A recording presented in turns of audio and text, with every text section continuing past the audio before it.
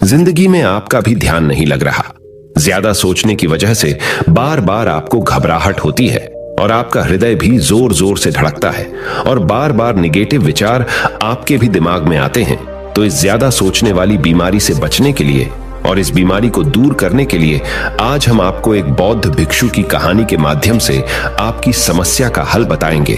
तो आज के इस कहानी को पूरा देखें ताकि आप भी इस कहानी को सुनने के बाद आपकी समस्या से छुटकारा पा सके। तो चलिए आज के कहानी की शुरुआत करते हैं। एक बार चीन के एक हिस्से में बहुत बड़ा मठ था जहां लगभग 500 भिक्षु रहते थे। वो सभी अपने गुरु के मार्गदर्शन में खुद को जानने का अभ्यास कर रहे थे। एक दिन एक लड़का उस मठ में शिष्य बनने के लिए आया। उसने मास्टर से कहा, मास्टर, मैं खुद को जानना चाहता हूं। मैं सच की तलाश कर रहा हूं। मैं पता लगाना चाहता हूं कि सच क्या है। मास्टर ने उसकी ओर देखा और कहा कि अगर तुम सच जानना चाहते हो तो तुम्हें अपना पूरा जीवन दांव पर लगाना होगा। सच को जानने में तुम्हारा पूरा जीवन लग सकता है, फिर भी इस बात की गारंटी नहीं है कि तुम्हें इस जीवन काल में सच का पता लगेगा या नहीं। क्या तुम इसके लिए तैयार हो? शिष्य ने कहा। मास्टर, मैं यहां पीछे मुड़ने के लिए नहीं आया हूं, मैं इसके लिए तैयार हूं। गुरु ने कहा, अगर ऐसा है तुम एक काम करो, इस मठ में 500 भिक्षु है, तुम उनके लिए चावल कूटने का काम करो। बस सुबह से शाम तक चावल कूटने का ही काम करो और जब तुम थक जाओ तो सोने चले जाओ। फिर अगली सुबह उठकर चावल को कूटना शुरू कर दो। इसके अलावा कुछ और मत करना। किसी और चीज के बारे में मत सोचना। बस इस रास्ते पर चलते रहना और दोबारा मेरे पास मत आना। जरूरत पड़ने पर मैं खुद तुम्हारे पास आऊंगा। उस लड़के ने गुरु के आदेश का पालन करते हुए चावल कूटना शुरू कर दिया। उस मठ में 500 शिष्य थे। उन सभी को समय समय पर भोजन की आवश्यकता पड़ती थी, इसीलिए वह बहुत जल्दी उठ जाता था और रात को देर तक चावल कूटता रहता था। जब वह थक जाता तो उसी कमरे में सो जाता था जहां वो चावल कूटता था। वो किसी से बात नहीं करता था और ना ही कोई उससे बात करने के लिए उसके पास आता था। कुछ महीनों तक चावल कूटते हुए उसके मन में पुराने विचार आते रहे, लेकिन उन विचारों को कोई नया विषय नहीं मिला तो वह अपने आप ही मिट गए। धीरे धीरे उसके मन में विचार कम होने लगे। कुछ सालों के बाद तो वो अपना नाम तक ही भूल गया। वह हमेशा चुप रहता और विचारहीन अवस्था में बस चावल कूटता रहता। उसने ना तो कभी ध्यान किया था और ना कभी शास्त्र पढ़ा था। मठ के बाकी शिष्य उसे मूर्ख समझते थे। ऐसा करते हुए 12 साल बीत गए। 12 साल बाद एक दिन मास्टर ने घोषणा की, अब मेरा आखिरी समय आ रहा है और मुझे अपना उत्तराधिकारी चुनना है जो मेरे बाद मठ का मुखिया होगा। इसीलिए मेरा कोई भी शिष्य है जिससे लगता है कि उसे आत्म साक्षात्कार हो गया है और उससे खुद को जान लिया है, तो रात को मेरे दरवाजे के पास आकर इस दीवार पर कुछ पंक्तियां लिखें जिसमें उसकी जिंदगी का सारा अनुभव समाया हो। कई शिष्यों ने ऐसा करने के बारे में सोचा, पर मठ के प्रमुख शिष्यों में से एक ने वहां जाकर कुछ पंक्तियां लिखी। उसे बौद्ध धर्म ग्रंथों का बहुत ज्ञान था। सभी शिष्यों को लगता था कि वो इस मठ का उत्तराधिकारी बन सकता है। उसने लिखा था कि मन एक दर्पण की तरह है जिस पर विचारों और इच्छाओं की धूल जमा हो जाती है। इस धूल को हटाने के लिए ही ध्यान है। जिसकी धूल हट जाती है और मन का दर्पण साफ हो जाता है, वो मोक्ष को प्राप्त कर लेता है। अगली सुबह जब मास्टर उठे और उन्होंने इन पंक्तियों को देखा और उन्होंने कहा कि किस बेवकूफ ने यह सब कचरा मेरी दीवार पर लिखा है। वो शिष्य जिसने यह लिखा था वो चुप रहा। हालांकि उसने जो पंक्तियां लिखी थीं वो ज्ञान से भरी थीं, लेकिन यह सब किताबी ज्ञान था। वो शिष्य बहुत चालाक था। उसने पंक्तियां लिखी पर उसने नीचे अपने हस्ताक्षर नहीं किए, क्योंकि वो स्वयं इसके बारे में निश्चित नहीं था कि यह सही है या नहीं, क्योंकि उसे आत्म साक्षात्कार नहीं हुआ था। गुरु ने पंक्तियों को पूरी तरह से खारिज कर दिया। ये देखकर सभी हैरान रह गए। ये घटना पूरे मठ में चर्चा का विषय बन गई। इस विषय पर बात करते हुए 2 शिष्य उस शिष्य के पास से गुजरे जो 12 साल पहले यहां आया था और दिन रात चावल कूटता रहता था। दोनों की चर्चा सुनकर वह धीरे से हंस पड़ा। दोनों शिष्य ने उसे पूछा कि तुम क्यों हंस रहे हो? दोनों शिष्य की नजर में यह चावल कूटने वाला तुच्छ ही भिक्षु था। किसी ने उसे ना तो कभी ध्यान करते हुए देखा था, ना ही कभी शास्त्र पढ़ते हुए। हर कोई उसे मूर्ख समझता था जो बस चावल को ही जानता था। उस मठ में बहुत बड़े बड़े विद्वान थे, लेकिन उस चावल कूटने वाले को किसी से कोई मतलब नहीं था। इसीलिए वह दोनों शिष्य उसे मुस्कुराता हुआ देखकर चकित रह गए। उन्होंने फिर उससे पूछा कि तुम क्यों हंस रहे हो। उसने जवाब दिया, मैं इसीलिए हंसा कि मास्टर सही बोल रहे हैं, यह सब पंक्तियां कचरा है, इन पंक्तियों का कोई मूल्य नहीं है। वो दोनों शिष्य चौंक गए। उन्होंने उसे पूछा कि क्या तुम ऐसी पंक्तियां लिख सकते हो जो इससे भी बेहतर हो। चावल पीसने वाले ने जवाब दिया, नहीं, क्योंकि मैं अनपढ़ हूं, लेकिन हां, मैं कुछ पंक्तियां कह सकता हूं। अगर तुमने उन पंक्तियों को तुम लिख सकते हो तो मैं तुम्हारे साथ जाने के लिए तैयार हूं। उन दोनों शिष्यों ने कहा, ठीक है। वे मास्टर के कमरे के पास गए और चावल कूटने वाले ने कुछ पंक्तियां बोली और दूसरे शिष्य ने उस दीवार पर लिख दिया और उन पंक्तियों के नीचे लिख दिया कि चावल कूटने वाला।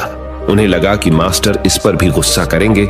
जो पंक्तियों उसने लिखने के लिए कहा था बहुत अद्भुत थी और वो पंक्तियां थी, मन तो बस एक का भ्रम है ना, तो मन है, ना ही मन का कोई दर्पण है, और जब मन ही नहीं है तो धूल कहां ठहरेगी। जो ये जानता है वो सच को जान गया। जब गुरु ने ये पंक्तियां देखी तो वे आधी रात को उठे और चावल कूटने वाले के पास गए। वह सो रहा था। मास्टर ने उसे जगाया और कहा कि ये लो, मेरी छड़ी और मेरे वस्त्र ले लो। आज से तुम मेरे उत्तराधिकारी हो, लेकिन इस मठ को छोड़कर कहीं दूर चले जाओ, क्योंकि इस मठ में बहुत सारे विद्वान हैं जो खुद को तुमसे ज्यादा श्रेष्ठ मानते हैं और वो तुम्हें मार देंगे। वो इस बात को बर्दाश्त नहीं कर सकते कि एक साधारण सा चावल कूटने वाला उनसे ज्यादा विद्वान निकला। तुम्हें वह सारा ज्ञान हो गया है जो मुझे है। तुम्हें यह सारा ज्ञान चावल कूटते कूटते हुआ है, और मुझे पता है कि तुम जहां भी जाओगे लोग तुम्हारे पास आने लगेंगे, क्योंकि जब कोई फूल खिलता है तो उसकी महक हर तरफ फैलने लगती है। उसने अपने गुरु के पैर छुए और रात को ही वहां से चला गया। अगर हम अपनी जिंदगी में देखें तो पाएंगे बहुत से लोग सोचते हैं कि ध्यान केवल एक ही जगह बैठकर आंखें बंद कर कर ही किया जा सकता है, लेकिन हकीकत में ऐसा नहीं है। ध्यान तो चलते चलते भी किया जा सकता है, अपना कुछ काम करते हुए भी ध्यान किया जा सकता है। असल में ध्यान का मतलब यह है कि आप जो भी काम कर रहे हैं उसे अपनी शिद्दत से करें कि आपको आपके शरीर का ख्याल भी ना रहे। बिल्कुल उस चावल पीसने वाले की तरह जो चावल कूटने में इतना मग्न हो गया कि उसको खुद का कोई ख्याल ही नहीं रहा। उसने चावल कूटते हुए ही उसने आत्म साक्षात्कार प्राप्त कर लिया। हर समय वर्तमान में रहना और कुछ नहीं सोचना। मन तब तक ही है जब तक विचार है। जब विचार ही नहीं रहेंगे तो मन भी गायब हो जाएगा। जब मन ही नहीं रहेगा तभी तुम अपने आप को अच्छे से जान पाओगे। असल में हमें अपने वास्तविक रूप को जानने के लिए कोई अन्य साधना करने की आवश्यकता नहीं है। हम जो कुछ भी कर रहे हैं बस उसमें हमें पूरी तरह से खो जाने की जरूरत है। अपने काम में इस कदर से लीन हो जाओ कि आपका काम भी ध्यान बन जाए। ज्यादा सोचने वाले लोगों के लिए दूसरी रहस्यमयी कहानी अब हम आपको बताएंगे, तो चलिए कहानी की शुरुआत करते हैं। एक गांव में एक आदमी रहता था जो ताले तोड़ने के मामले में एक्सपर्ट था, यानी कि जहां कहीं भी ताले तोड़ने की बात आती थी या लॉक को खोलने की बात आती थी तो उसका नाम सबसे पहले लिया जाता था। एक दिन कुछ समझदार लोगों ने उसकी परीक्षा लेनी चाहिए और उसको बता दिया गया कि आपको इस जगह पर इस तारीख को आना है और ताले को तोड़ना है।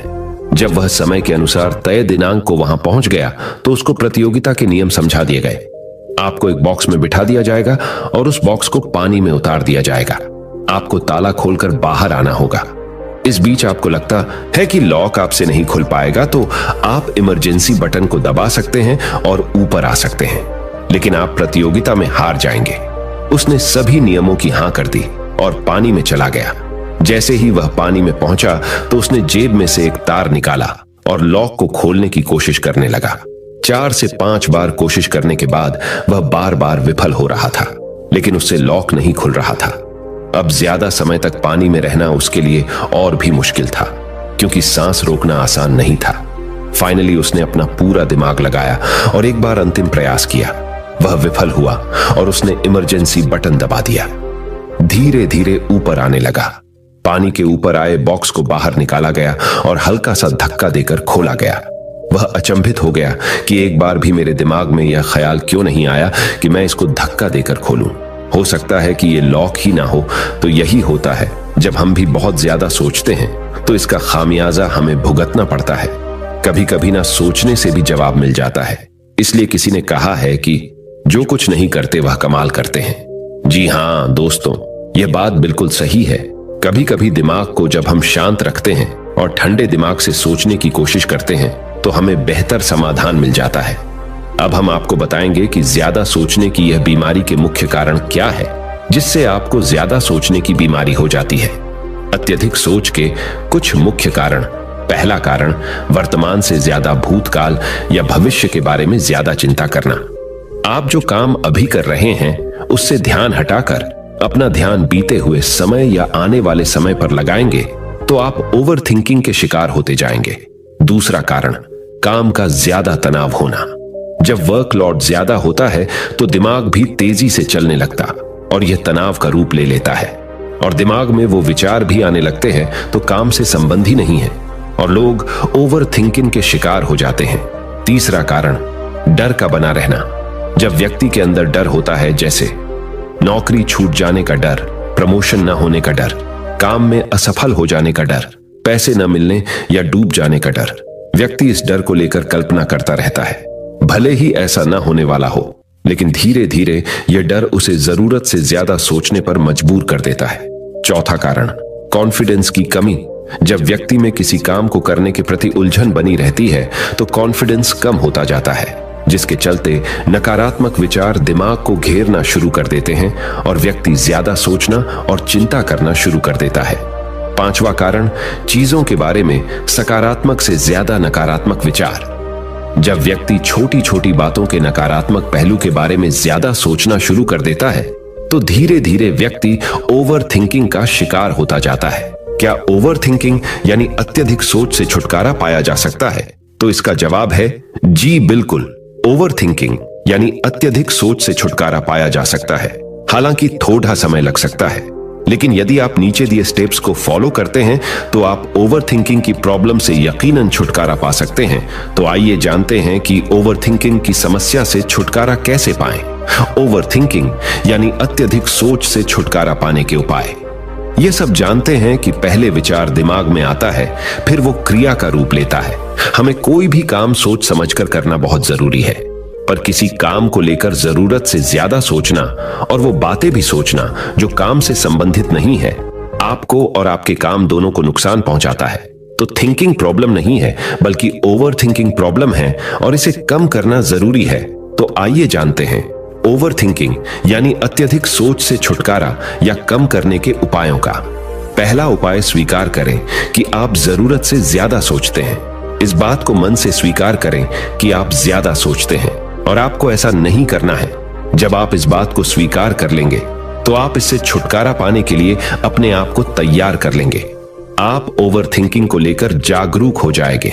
जब भी आपको लगे कि दिमाग में फालतू विचार चल रहे हैं, तुरंत उसे वहीं रोक दो और यह सोचना शुरू करो कि आपने सोचना कहां से शुरू किया था। तब आपको मालूम होता जाएगा कि आप कितनी फालतू की बातें सोचकर अपना समय और शक्ति बर्बाद कर रहे हैं। दूसरा उपाय, हमेशा सकारात्मक सोचने की कोशिश करें। क्या गलत हो सकता है कि जगह क्या अच्छा हो सकता है। सोचें। नकारात्मक विचार डराते हैं और आपका दिमाग चिंता से दौड़ने लगता है। जब आप उन नकारात्मक चीजों पर ध्यान केंद्रित करने लगते हैं जो कही हो गई, तो तब आप दिमाग के गुलाम हो जाते हैं। लेकिन जब आप सकारात्मक रूप से सोचते हैं तो दिमाग आपका गुलाम होता है। सकारात्मक रहने का मतलब यह नहीं है कि आप चीजों के सिर्फ एक पहलू को देखें, बल्कि सही और गलत दोनों पहलुओं को देखना जरूरी है। पर केवल नकारात्मक सोचना या ज्यादा नकारात्मक विचार आपको अनुचित सोचने पर मजबूर कर देते हैं। तीसरा उपाय, योग, ध्यान और व्यायाम करें। योग, ध्यान और व्यायाम मस्तिष्क और शरीर को स्वस्थ रखते हैं।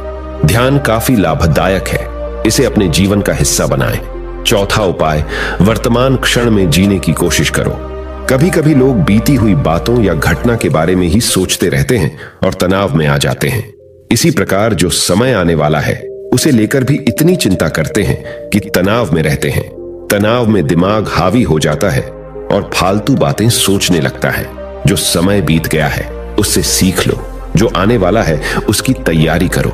लेकिन यह आप तभी कर सकते हैं जब आप वर्तमान में रहें। इसलिए आप जो अभी कर रहे हैं तो पूरा ध्यान उसी पर लगाओ।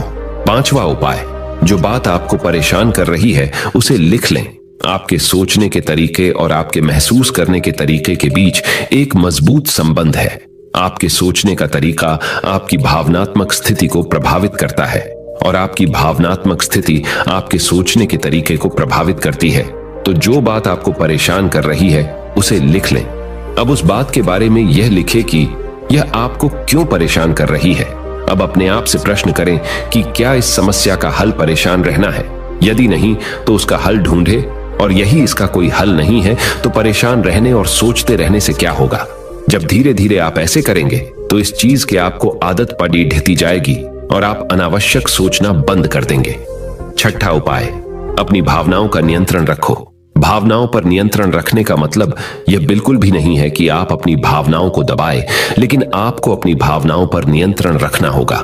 जब आप अपनी भावनाओं पर नियंत्रण रखते हैं तो हकीकत को देख पाते हैं। अनियंत्रित भावनाएं दिमागी विचारों को बेफजूल गति प्रदान करती हैं। सातवां उपाय, चिंता नहीं चिंतन करें। चिंता ओवरथिंकिंग को जन्म देती है और चिंतन क्रिएटिविटी को जन्म देता है। फालतू सोचने की जगह कोई कहानी, कोई लेख, कविता या कुछ रचनात्मक सोचें। आठवां उपाय, अपने पसंद की चीजें करें। जब भी आप फ्री हो तो कोई भी ऐसा काम करो जिसे करना आपको अच्छा लगता हो। किताबें पढ़ें, गाने सुने, गाने गाएं, घूमने जाएं। यदि आपके घर में बच्चे हैं तो बच्चों के साथ खेलें। अपने दोस्तों से साथ समय व्यतीत करें। नौवां उपाय, अपना सर्वश्रेष्ठ स्वीकार करें। जब आप ज्यादा सोचते हैं तो न चाहते हुए भी आप नकारात्मक बातें सोचते हैं और अपने आप को औरों से कम आंकने लगते हैं। याद रखें, कोई भी परफेक्ट नहीं होता। जो आप हैं, आप जैसा कोई नहीं है।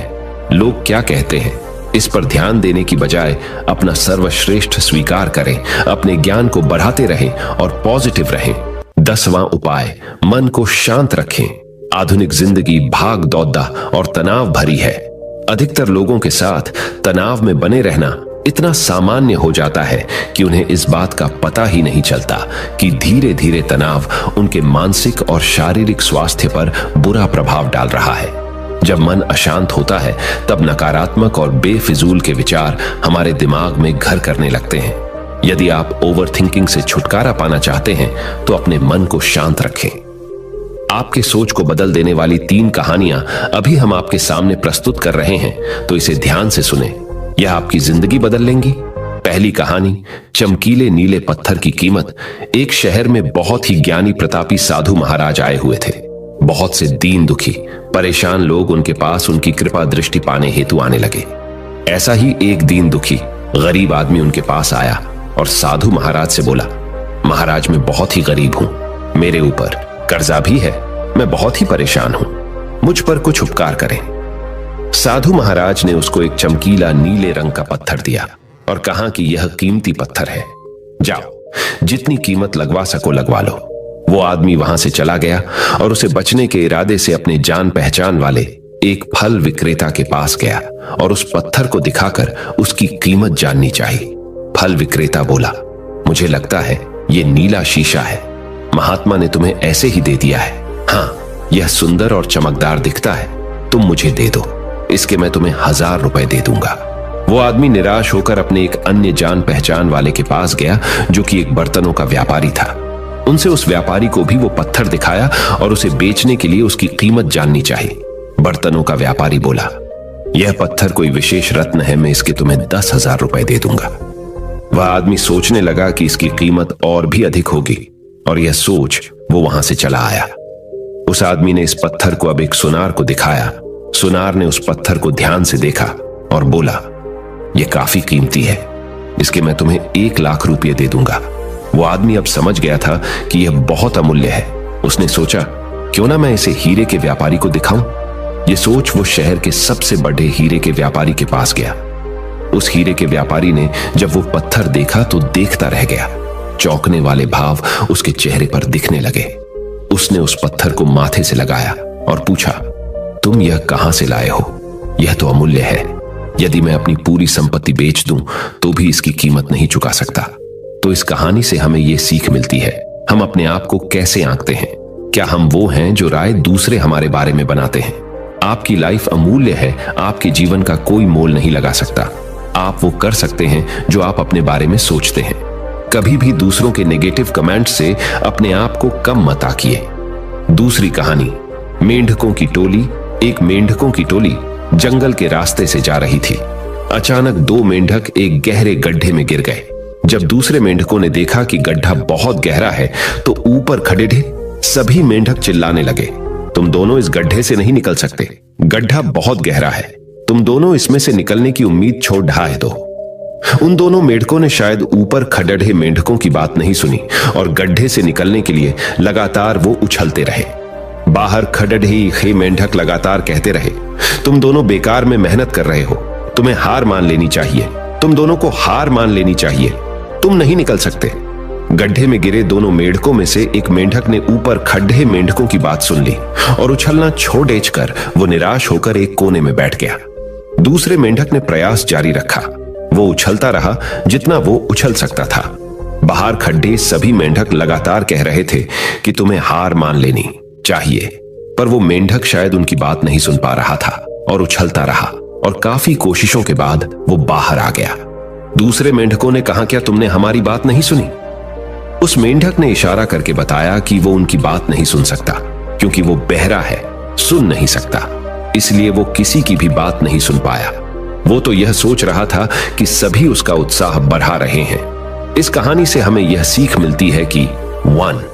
जब भी हम बोलते हैं उनका प्रभाव लोगों पर पेड़िहाता है, इसलिए हमेशा सकारात्मक बोलें।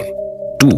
लोग चाहें जो भी कहें, आप अपने आप पर पूरा विश्वास रखें और सकारात्मक सोचें। 3.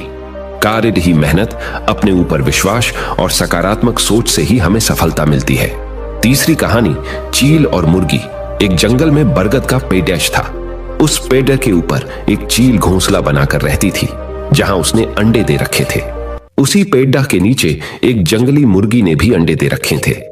एक दिन उस चील के अंडों में से एक अंडा नीचे गिरा और मुर्गी के अंडों में जाकर मिल गया। समय बीता, अंडा फूटा और चील का बच्चा उस अंडे से निकला और वह यह सोचते बड़ा हुआ कि वो एक मुर्गी है। वो मुर्गी के बाकी बच्चों के साथ बढ़ा हुआ। वह उन्हीं कामों को करता जिन्हें एक मुर्गी करती है।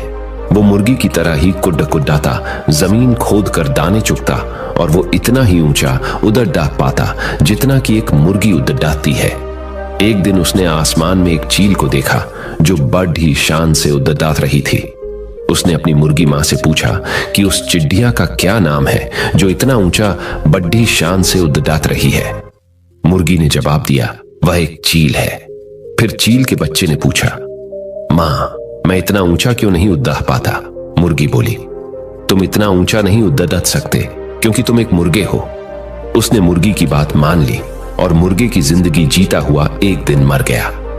इस कहानी से हमें यह सीख मिलती है कि जो भी हम सोचते हैं या कुछ नया करने की कोशिश करते हैं तो दूसरे हमें यह कहकर रोकते हैं कि तुम ऐसा नहीं कर सकते, ऐसा नहीं हो सकता, और हम अपना इरादा यह सोचकर बदल लेते हैं कि वाकई मैं यह नहीं कर सकता और हार मान लेते हैं। इसका मुख्य कारण है अपने ऊपर भरोसा न होना, अपनी शक्तियों पर भरोसा न होना, अपने काम पर भरोसा न होना। दोस्तों, जो लोग कहते हैं कहने दीजिए, लोगों का काम है कहना। अपने आप पर भरोसा रखें, अपने आप को पहचानें। दोस्तों, अगर जीत निश्चित हो तो कायर भी LDDH जाते हैं। बहादुर वो कहलाते हैं जो हार निश्चित हो फिर भी मैदान नहीं छोड़ डाहते। मित्रों, उम्मीद करता हूं कि आपको इन 3 कहानियों से अपनी सोच को बदल लेने में मदद मिली होगी और आपको अपने ज्यादा सोचने वाली समस्या से छुटकारा पाने के उपाय भी इस वीडियो के माध्यम से आपको मिले होंगे। इस वीडियो से आपको कुछ सीखने को मिला हो तो इस वीडियो को अपने दोस्तों के साथ जितना हो सके उतना शेयर कीजिए और इस वीडियो के एक लाइक कीजिए और हमारे चैनल को सब्सक्राइब कीजिए। इस वीडियो को देखने के लिए आपका बहुत बहुत धन्यवाद। नमो बुद्धाय।